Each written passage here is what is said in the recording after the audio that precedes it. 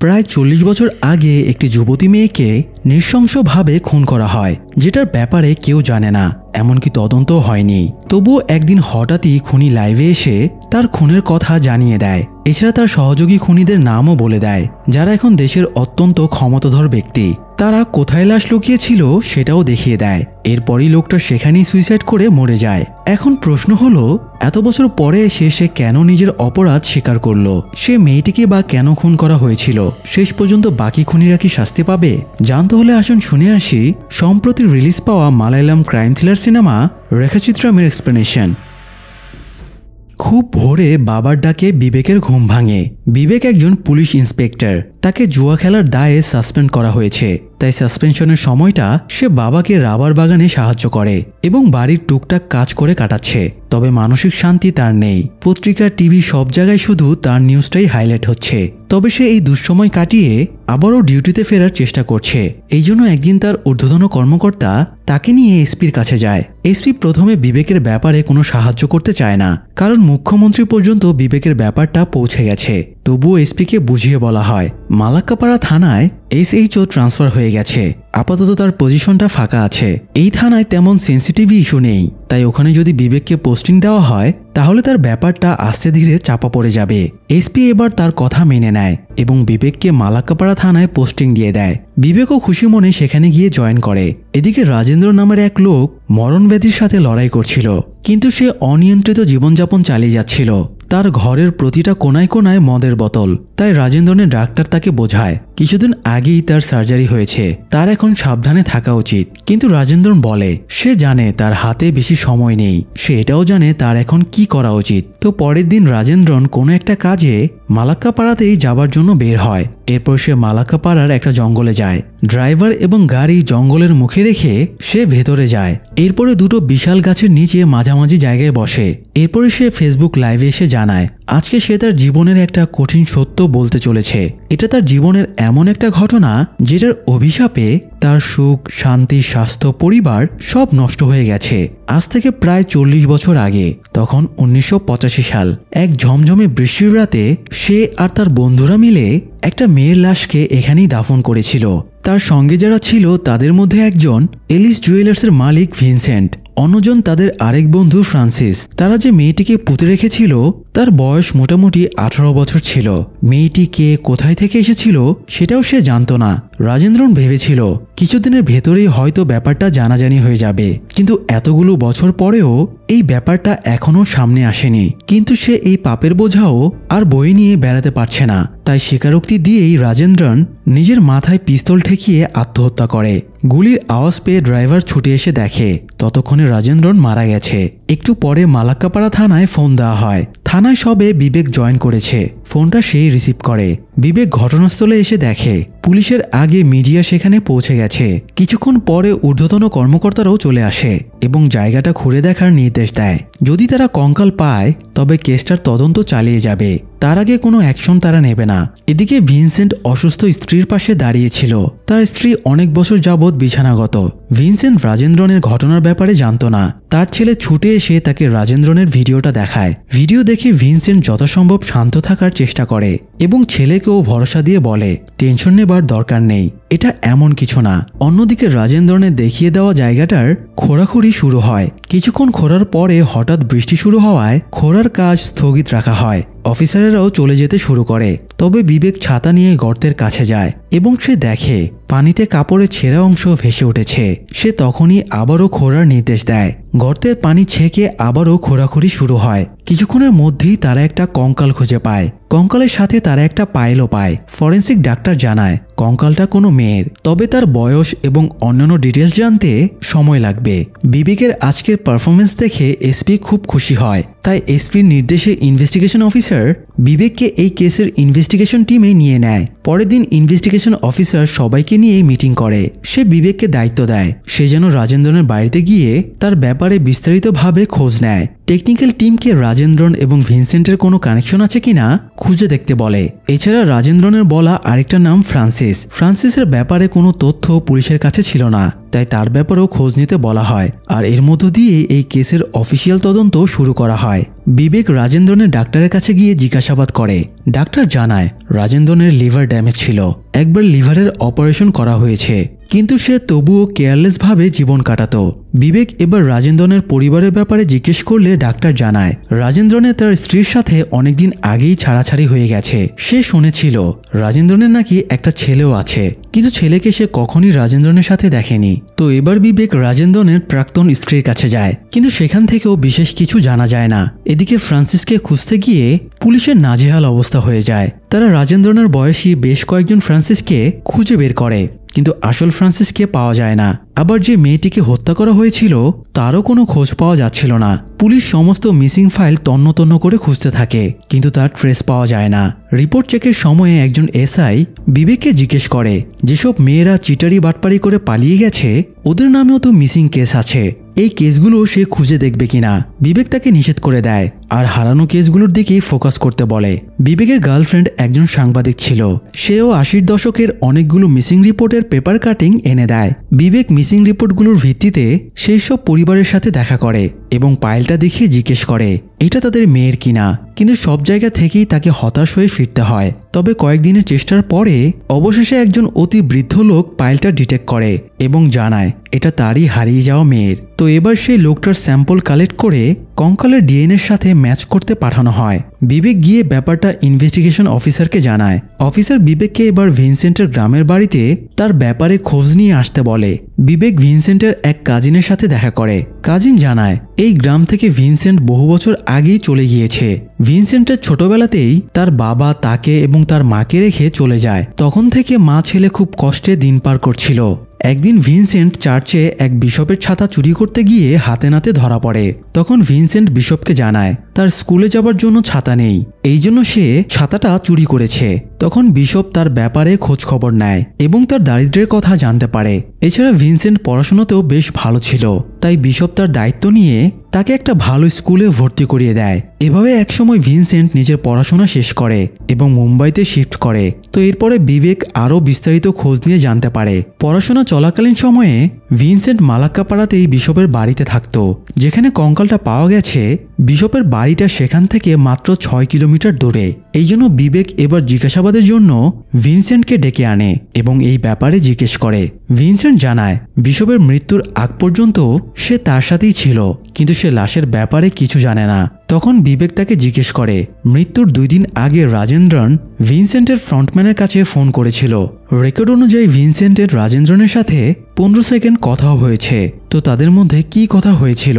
ভিনসেন্টের PA পাশে থেকে জানায় কেউ যখন অফিসে ফোন করে তখন স্যারের সাথে প্রয়োজনের কারণ বিবেচনা করে কয়েকটা ধাপ পার হয়েই তবেই স্যারের কাছে ফোনটা যায়। সেই দিক বিবেচনায় রাজেন্দ্রনের ফোনটা ভিনসেন্টের কাছে পৌঁছায়নি। ভিনসেন্ট বলে সে মানবিক দিক বিবেচনায় এখানে পুলিশের সাথে কোঅপারেট করতে এসেছে। রাজেন্দ্রনের কথা সম্পূর্ণ ভিত্তিহীন। সে যদি একজন মেয়ের লাশ লুকিয়েই থাকে তাহলে তো সে অবশ্যই সেই মেয়েটির নাম ঠিকানা জানবে। কেউ কি আর শখ করে কারো লাশ লুকায়? বিবেক বলে রাজেন্দ্রনের কথা শুনে তারা একটা কঙ্কাল পেয়েছে, তাই তার কথাকে একেবারে ভিত্তিহীন বলা যায় না। তো তাদের আজকের মতো জিজ্ঞাসাবাদ এইটুকুই ছিল। বুড়ো থেকে বের হবার সময় সাংবাদিকেরা ভিনসেন্টকে ঘিরে ধরে। ভিনসেন্ট তাদেরকেও ঠান্ডা মাথায় বলে সে জাস্ট পুলিশকে হেল্প করতে একজন সচেতন মানুষ হিসেবে এখানে এসেছে।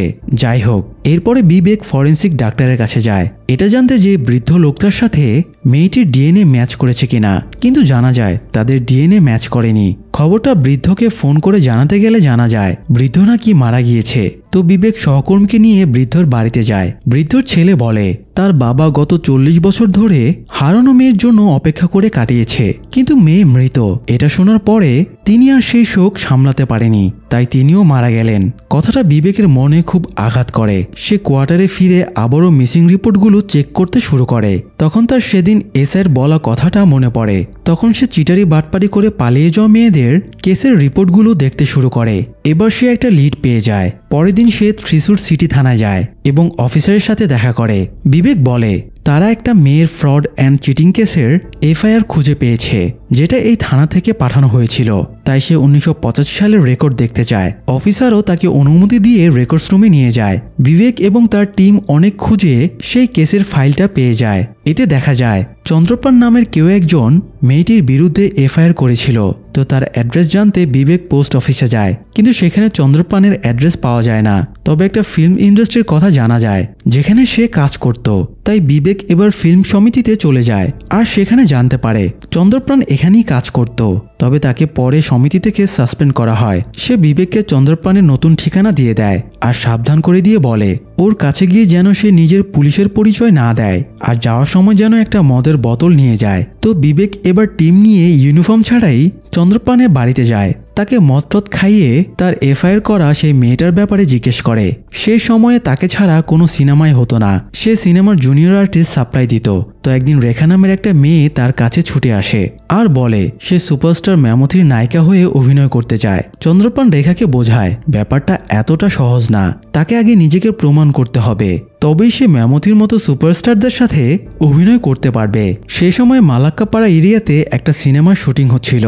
পরিচালক ভারাথান চন্দ্রপ্রাণকে জানায় ম্যামথির পেছনে দাঁড়িয়ে একটা গানের কোরাস সিনের জন্য তার কয়েকজন সুন্দরী নতুন মেয়ে লাগবে। তখন চন্দ্রপ্রাণ সিনেমার জন্য কয়েকটি মেয়ের সাথে রেখাকেও নিয়ে আসে, কিন্তু একদিন শুটিং করেই মেয়েটা হারিয়ে যায়। ততক্ষণে গানের মাত্র অর্ধেক শুটিং হয়েছিল। তাই পরের দিন রেখা না থাকায় তাদের শুটিংই বাতিল করতে হয়েছিল। এই ঘটনায় পরিচালক চন্দ্রপ্রাণের উপর খুবই রেগে যায়। পরবর্তীতে কোনো দায় না রাখার জন্য চন্দ্রপ্রাণ থানায় গিয়ে রেখার নামে মিসিং রিপোর্ট লেখায়। তবে দায়িত্বে থাকা অফিসার মিসিং রিপোর্টের বদলে ফ্রড আর চিটিং কেসের এফআইআর দায়ের করে। ঘটনা বলা শেষ করে এবার চন্দ্রপ্রাণ বিবেকে সে 1985 সালের রেখার শুটিংয়ের ফুটেজটা দেখায়। এটা সে এখনও নিজের কাছে রেখে দিয়েছে। শুটিংয়ের গানে রেখাকে নানের ড্রেসে দেখা যাচ্ছিল। চন্দ্রপ্রাণ জানায় রেখাকে আনার পরে শুটিং নিয়ে সে খুবই এক্সাইটেড ছিল। সে বারবার রিকোয়েস্ট করছিল তাকে যেন ডায়লগ বলার সুযোগ দেওয়া হয়, কিন্তু তার রোল ছিল শুধুমাত্র ম্যামথির পাশে দাঁড়িয়ে গানের তালে সুর মেলানো। তো শুটিং স্পটে নিয়ে এসে রেখা সহ বাকিদের কস্টিউম পরে নিতে বলা হয়। রেখা নানের ড্রেস পরে বের হয় এবং শুটিং সেট খুব আগ্রহের সাথে দেখতে থাকে। সিনেমার এই আলাদা জগৎকে তার খুব ভালো লাগছিল। যাই হোক, বিবেক বুঝতে পারে না সিনেমার জগৎ যদি রেখার ভালোই লেগে থাকে তাহলে সে পালিয়ে গেল কেন, তার সাথে অনাকাঙ্ক্ষিত কিছু ঘটেছিল কিনা জানার জন্য বিবেক সেই সিনেমায় রেখার সাথে আরও যেসব মেয়েরা অভিনয় করেছিল তাদের কাছে গিয়ে খোঁজখবর নিতে শুরু করে। একজন জানায় শুটিংয়ের পরে যে বাসে করে তাদের নিয়ে যাওয়া হয়েছিল সেই বাসে রেখা ছিল না। তবে সে শুটিংয়ের সময়ে রেখাকে নানের কস্টিউম পরা একজন অপরিচিত মেয়ের সাথে দেখেছিল। এদিকে রেখার ডিজিটাল স্কেচ তৈরি করা হয়। একটা স্কেচ ভিনসেন্টের পিয়ে নিয়ে গিয়ে তাকে দেখায়। রেখার স্কেচ দেখা মাত্রই ভিনসেন্টের হাত পা কাঁপতে শুরু করে। সে অস্থির হয়ে ওঠে। অন্যদিকে বিবেককে ফোন করে তার সহকর্মী জানায় রাজেন্দ্রনের মৃত্যুর আগে একটা নম্বর থেকে তার সাথে প্রায়ই কথা বলা হয়েছিল। সেই সিম কার্ডটা যে মোবাইলে ছিল সেই মোবাইলটা কোথায় আছে সেটা পুলিশ ট্র্যাক করে ফেলে। তার একটা সিসিটিভি ফুটেজ পেয়েছে যেখানে একটা দোকান থেকে একজন লোককে মোবাইলটা কিনতে দেখা গেছে। বিবেককে সেই ফুটেজটাও পাঠিয়ে দেওয়া হয়। তবে বিবেক সেদিকে কনসেন্ট্রেট না করে সেই প্রোডাকশন হাউসে যায় যেটা রেখার ওই সিনেমাটা প্রডিউস করেছিল। প্রোডাকশন হাউস থেকে কামাল নামের একজন পরিচালকের কথা বলা হয়। সেই ওই সিনেমাটা বানানোর সময়ে পরিচালক ভারাথানের অ্যাসিস্ট্যান্ট পরিচালক ছিল। সেই সাথে স্ক্রিপ্ট রাইটার জন পলের কথাও বলা হয়। কিন্তু সমস্যা হলো জন পল অলরেডি মারা গেছে। সে বেঁচে থাকলে রেখার ব্যাপারে সবচেয়ে ভালো বলতে পারত। যাই হোক, রাতে বিবেক ফরেন্সিক ডাক্তারের সাথে বসে আড্ডা দেওয়ার সময়ে কৌতূহলবশত জন পলের কিছু ইন্টারভিউ দেখছিল। তখন একটা ইন্টারভিউতে জন পলকে রেখার ব্যাপারে কথা বলতে শোনা যায়। মানে রেখা যেদিন শুটিংয়ের জন্য গিয়েছিল সেদিন সে জন পলকে লেখালেখি করতে দেখে এগিয়ে যায়। সে এগিয়ে গিয়ে বলে আপনি সিনেমাতে ম্যামথিকে ন্যাড়া করতে বলেছিলেন তাই না? কাজটা আপনি একদম ঠিক করেননি। এই বলে রেখা রাগ দেখিয়ে চলে যায়। জন পল ইন্টারভিউতে বলেছিল মেয়েটি পায়ে নুপুর বাজিয়ে ঝমঝম করে চলে গেল। এই দৃশ্যটা সে আজও ভুলতে পারেনি। এটুকু শুনে বিবেক চমকে ওঠে। সে এভিডেন্স বক্স থেকে সেই ফাইলটা বের করে যেটা কঙ্কালের সাথে পাওয়া গিয়েছিল আর ভাবতে থাকে এই কঙ্কালটা তাহলে রেখার নয় তো। যাই হোক, পরের দিন বিবেক পরিচালক কামালের সাথে দেখা করে। তাকেও রেখার ব্যাপারে জিজ্ঞেস করে। কামাল বলে রেখার ব্যাপারটা কিছু কিছু তার মনে আছে। তবে রেখাকে জন পল এক নজর দেখেই মুগ্ধ হয়ে গিয়েছিল। জন পল রেখাকে ভেবে একটা ফিল্ম বানানোরও সিদ্ধান্ত নিয়েছিল, কিন্তু পরে আর রেখাকে খুঁজে পাওয়া যায়নি। কামাল আরও জানায় ফিল্ম ইন্ডাস্ট্রিতে রেখার ব্রাইট ফিউচার ছিল। এটা শোনার পরে বিবেক আরও কনফিউশনে পড়ে যায়। যদি এমনটাই হয় তাহলে রেখার পালিয়ে যাবার পেছনে কি কারণ থাকতে পারে। এদিকে ইনভেস্টিগেশনের কারণে ভিনসেন্ট বেশ বিচলিত হয়ে পড়েছিল। তাই সে তার পিএকে একজন পলিটিশিয়ানের কাছে পাঠায়। পিএ পলিটিশিয়ানদের দুর্নীতির একটা ফাইল দেখিয়ে থ্রেট দিয়ে বলে যদি ইনভেস্টিগেশন বন্ধ না হয় আর যদি ভিনসেন্ট ফেসে যায় তাহলে তাদের কপালেও দুঃখ আছে। তো পলিটিশিয়ান এবার নিজের খেল শুরু করে। সে লোকজন দিয়ে চন্দ্রপ্রাণকে প্রচুর ড্রিঙ্ক করিয়ে খুন করায় এবং বডিটা রাস্তার পাশে ড্রেনের মাঝে ফেলে দেয়, যাতে সবাই ভাবে মদ খেয়ে মাতাল হয়ে হাঁটার সময়ে সে একা একাই ড্রেনে পড়ে মরে গেছে। এরপরে এসপিকে প্রেশার দিয়ে কেসটা ক্রাইম ব্রাঞ্চের কাছে ট্রান্সফার করা হয়। আবার বিবেককেও ট্রান্সফার করে থানা পুলিশ থেকে ট্রাফিক পুলিশে পাঠিয়ে দেওয়া হয়। তারপরে ফরেন্সিক ডিপার্টমেন্ট থেকে কঙ্কালটাও সিবিআই অফিসারেরা নিয়ে চলে যায়। সিবিআই অফিসারেরা যখন কঙ্কালটা নিতে আসে তখন বিবেক ফরেন্সিক ডাক্তারের সাথেই বসেছিল। বিবেককে দেখে একজন সিবিআই অফিসার অখুশি হয়। ওয়াশরুমে বিবেককে একা পেয়ে অফিসার তাকে সাবধান করে দিয়ে বলে সে যেন এই কেসে একদম মাথা না ঘামায়। বিবেকের অতীতের জুয়ার ঘটনা তুলে এনেও তাকে বেশ তাচ্ছিল্য করে। এতে বিবেকও রেগে যায় আর অফিসারকে ঠেসে ধরে। এরপরে তারা কঙ্কাল নিয়ে চলে গেলে বিবেক ফরেন্সিক ডাক্তারের কাছে কেসটা নিয়ে আফসোস করতে থাকে। তখন ডাক্তার বিবেককে আনঅফিসিয়ালি কেসটার ইনভেস্টিগেশন চালিয়ে যেতে বলে। একজনের সমর্থন পেয়ে বিবেকও এবার কনফিডেন্স ফিরে পায় এবং নতুন করে ইনভেস্টিগেশন শুরু করে। তো পরের দিন বিবেকের কাছে পরিচালক কামালের ফোন আসে এবং তাকে পাল্লাসিরি নামের একজন সাংবাদিকের কথা বলে। সে হয়তো বিবেককে রেখার ব্যাপারে সাহায্য করতে পারবে। বিবেক তখনই পাল্লাসিরির কাছে চলে যায়। পাল্লাসিরি বিবেককে 40 বছরের একটা পুরনো ম্যাগাজিন দেয়, যেখানে সেই সিনেমার শুটিংয়ের সময়ের একটা ফটো এবং আর্টিকেল ছাপানো আছে। ফটোতে রেখা সহ কয়েকজনকে দেখা যাচ্ছে। বিবেক ফটোটা মোবাইলে উঠিয়ে রেখার সেই কো আর্টিস্টের কাছে পাঠিয়ে দেয়, যে বলেছিল রেখাকে সে নানের কস্টিউম পরা অপরিচিত একজন মেয়ের সাথে দেখেছিল।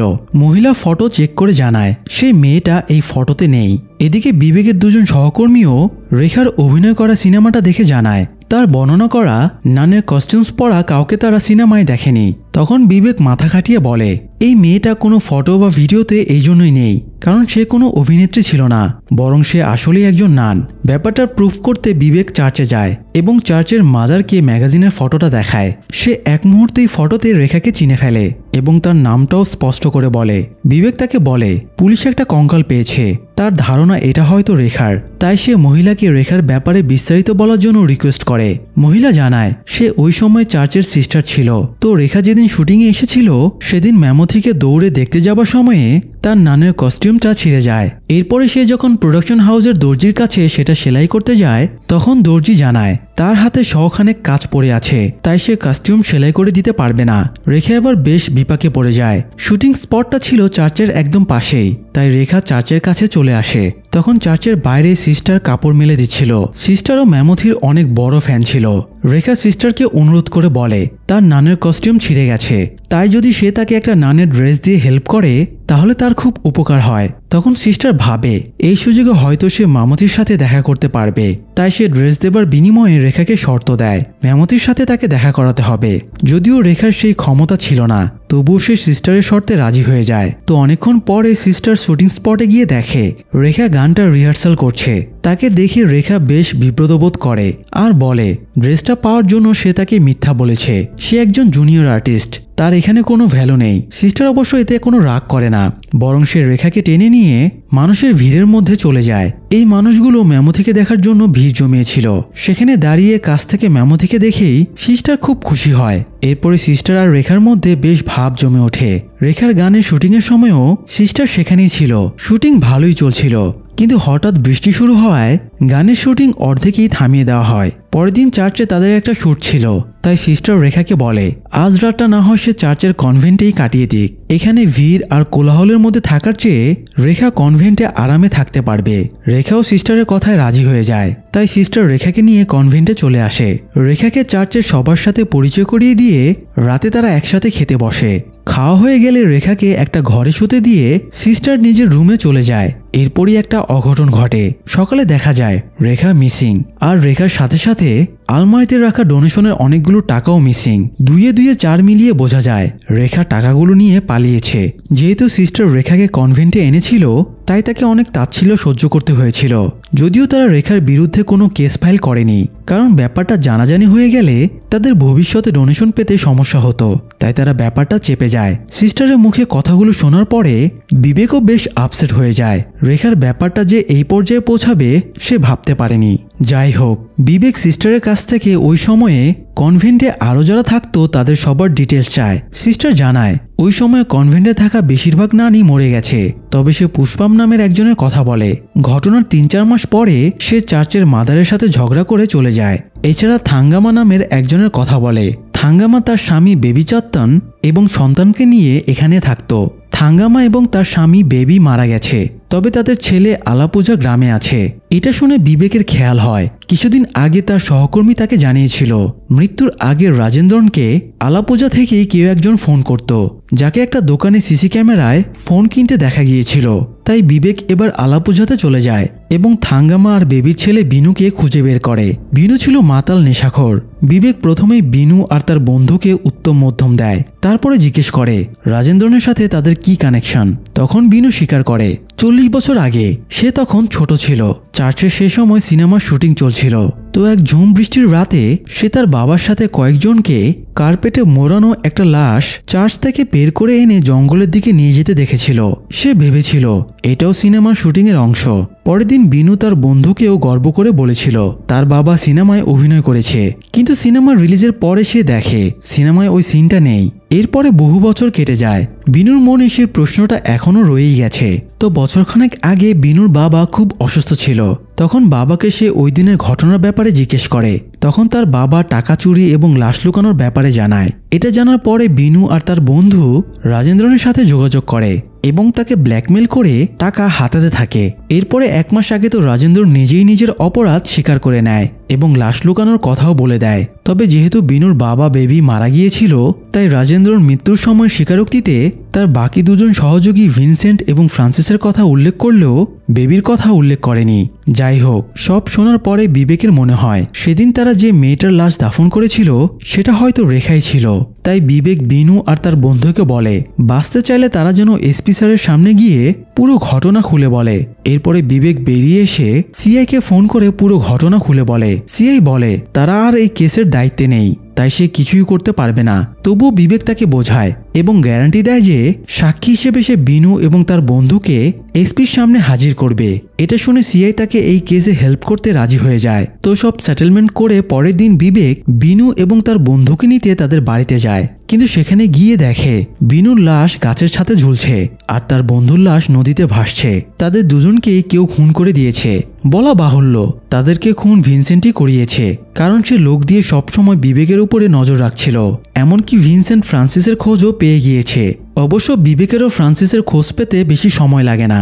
বিনু আর তার বন্ধুর ঝামেলা সামলে সে বাড়ি ফিরে রাতে সিনেমা শুটিংয়ের সময়ের ফটোগুলো দেখছিল। তখন একটা ফটোতে থাকা একটা ছেলের ওপরে তার নজর পড়ে। ছেলেটার এক চোখ অন্ধ ছিল। এটা দেখে তার মনে পড়ে রাজেন্দ্রনের মৃত্যুর পরে যখন তারা ফ্রান্সিসকে খুঁজছিল, তখন একজন ফ্রান্সিসের বাড়িতে গিয়ে সে একই রকমই এক চোখ নষ্ট ছেলেকে দেখেছিল। বিবেক ধারণা করে ছবির ছেলেটি হলো ফ্রান্সিস, আর তারা ফ্রান্সিসের খোঁজে গিয়ে যে ছেলেটিকে দেখেছিল সে হলো ফ্রান্সিসের ছেলে। ফ্রান্সিসের মতো হয়তো তার ছেলেরও চোখে সমস্যা। তো পরের দিন বিবেক ফ্রান্সিসের বাড়িতে চলে যায় এবং আসল ফ্রান্সিসকেও পেয়ে যায়। ফ্রান্সিস কোনো স্বীকারোক্তি দিতে না চাইলে বিবেক তাকে বলে সে এতদিন যতগুলো সাক্ষীকেই পেয়েছে সবাইকেই কেউ হত্যা করে দিয়েছে, তাই ফ্রান্সিস এবং তার ছেলেরও প্রাণের ঝুঁকি আছে। এই জন্য নিজেদের প্রোটেক্ট করতে চাইলে ফ্রান্সিস যেন সব স্বীকার করে। তো এবার ফ্রান্সিস স্বীকারোক্তি দিতে যায়। সে জানায় ঘটনার সূত্রপাত হয়েছিল ভিনসেন্ট যেদিন পড়াশোনা শেষ করে বিশপের সাথে চার্চে আসে।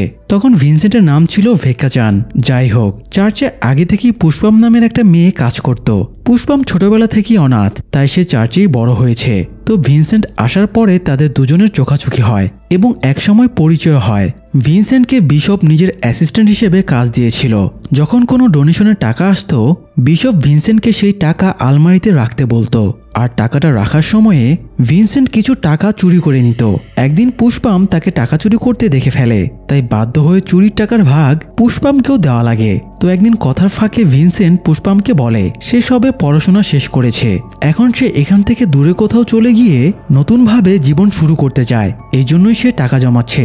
এটা শুনে পুষ্পাম তাকে বলে সে ভিনসেন্টকে টাকা ইনকামে সাহায্য করবে, কিন্তু বিনিময়ে ভিনসেন্ট যখন চলে যাবে তখন পুষ্পামকেও সাথে নেওয়া লাগবে।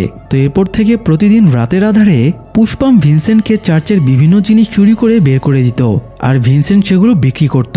এভাবে চলতে চলতে একদিন বেবি চেতন তাদের দেখে ফেলে, তাই বেবিকেও তাদের দলে সামিল করা লাগে। কিন্তু এভাবে টুকটাক জিনিস চুরি করে পুষ্পামের মন ভরছিল না। সে চার্চের ভোল্ট চুরি করার প্ল্যান করে। সেই প্ল্যানটা ভিনসেন্টের সাথেও শেয়ার করে এবং ভিনসেন্টও তাকে পারমিশন দিয়ে দেয়। এরপরে পুষ্পাম ভোল্ট রুমে ঢোকার জন্য একটা অজুহাত খোঁজে। রাতে সে একটা মরা পচা ইঁদুর ভোল্ট রুমের ভেতরে ফেলে আসে, ফলে পরের দিন কেউ আর গন্ধে রুমে ঢুকতে পারে না। তাই রুমটা পরিষ্কার করার জন্য পুষ্পামকে ডাকা হয়। পুষ্পাম রুম পরিষ্কারের সুযোগে একটা সাবানের উপরে ভোল্টের চাবির ছাপ বসিয়ে নেয় আর সেটা ভিনসেন্টকে দেয়। ভিনসেন্ট আর বেবি সাবানটা নিয়ে একজন চাবিওয়ালার কাছে যায় এবং একটা নকল চাবি বানিয়ে দিতে বলে। সেই চাবিওয়ালার কাছ থেকে ফ্রান্সিস এই ব্যাপারে জানতে পারে। চাবিওয়ালা তাকে বলেছিল এই চাবিটা কোনো সাধারণ চাবি ছিল না। এটা শুনে ফ্রান্সিসের তাদের ওপরে সন্দেহ হয়। তো কয়েকদিন পরে চার্চের মাদার কোথাও ভিজিটে যায়, সেদিন আর সে ফেরে না।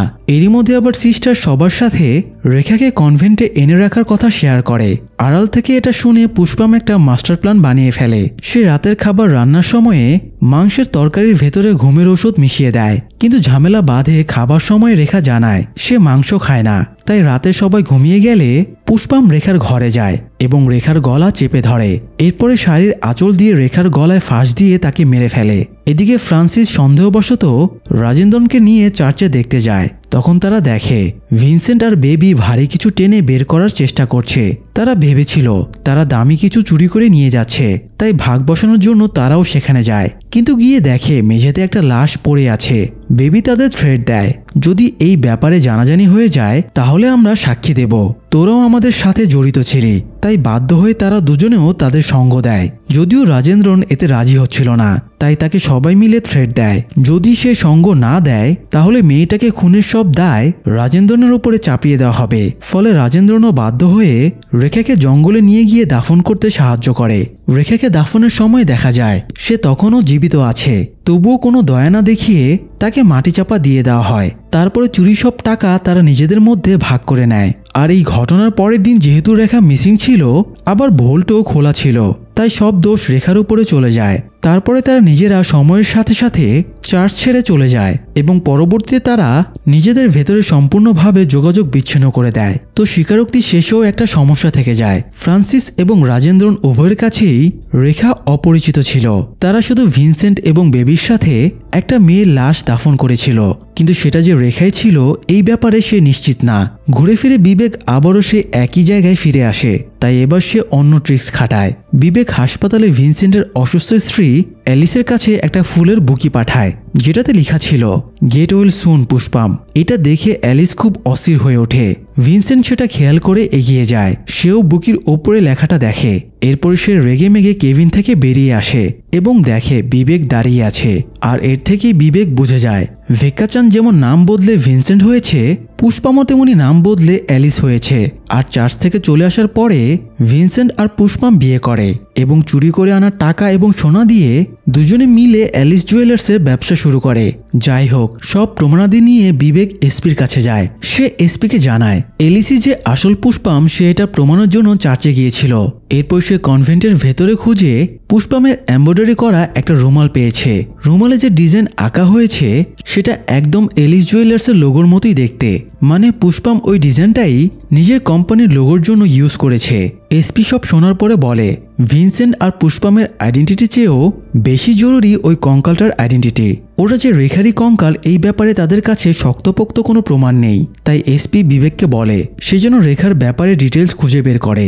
এদিকে পুষ্পাম ভিনসেন্টকে বলে যেহেতু বিবেক তাদের ব্যাপারে সব জেনে গিয়েছে তাই বিবেককে এবার তাদের মেরে ফেলা উচিত। তো ভিনসেন্ট এবার বিবেককে অ্যাক্সিডেন্ট করিয়ে মেরে ফেলার চেষ্টা করে, কিন্তু হাসপাতালে নিয়ে যাওয়ার পরে ভাগ্যক্রমে বিবেক বেঁচে যায় এরপরে বেশ কিছুদিন কেটে যায়। বিবেকের গার্লফ্রেন্ড রেখাকে নিয়ে একটা নিউজ ছাপিয়েছিল। সেই নিউজ পড়ে জাগাদীশ নামের একজন ফিল্ম সুপারস্টার তাকে ফোন করে। তাই বিবেককে নিয়ে সে জাগাদীশের সাথে দেখা করতে যায়। জাগাদীশ জানায় সে তখন সবেমাত্র ফিল্ম ইন্ডাস্ট্রিতে পা দিয়েছে। তখন তার কাছে রেখা নামের একটা মেয়ের চিঠি আসে।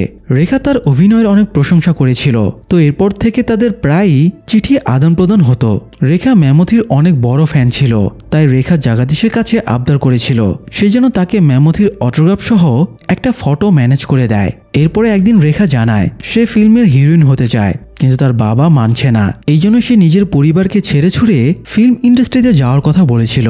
চিঠির প্রতিউত্তরে জাগাদীশ তাকে পরামর্শ দিয়েছিল কোনো কিছু পেতে চাইলে আগে নিজেকে যোগ্য করে তুলতে হয়। রেখা যেন আগে নিজের পড়াশোনা শেষ করে, এরপরই যেন ফিল্মে নামার কথা ভাবে। কিন্তু এই চিঠি পাঠানোর পরে জাগাদীশ আর রেখার কাছ থেকে কোনো চিঠি পায়নি। যাই হোক, জাগাদীশ বিবেককে রেখার চিঠিতে থাকা সেই অ্যাড্রেসটা দিয়ে দেয়। বিবেক গার্লফ্রেন্ডকে নিয়ে সেই অ্যাড্রেসে গিয়ে দেখে এটা আসলেই রেখার বাড়ি। তবে রেখার পরিবারের মধ্যে শুধু তার ছোট বোনই বেঁচে আছে। রেখার ছোট বোন জানায় 1980 সালের দিকে তারা এই এলাকাতে এসেছিল।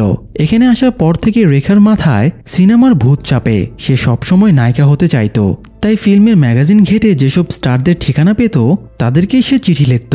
তো একদিন জাগাদীশের একটা চিঠি তাদের বাবার হাতে এসে পড়ে। তাই বাবা রাগ করে রেখাকে চড় মারে। সেই রাতেই রেখা কাউকে কিছু না জানিয়ে বাড়ি থেকে বেরিয়ে যায়। এরপর থেকে তাকে অনেক খুঁজেও আর পাওয়া যায়নি।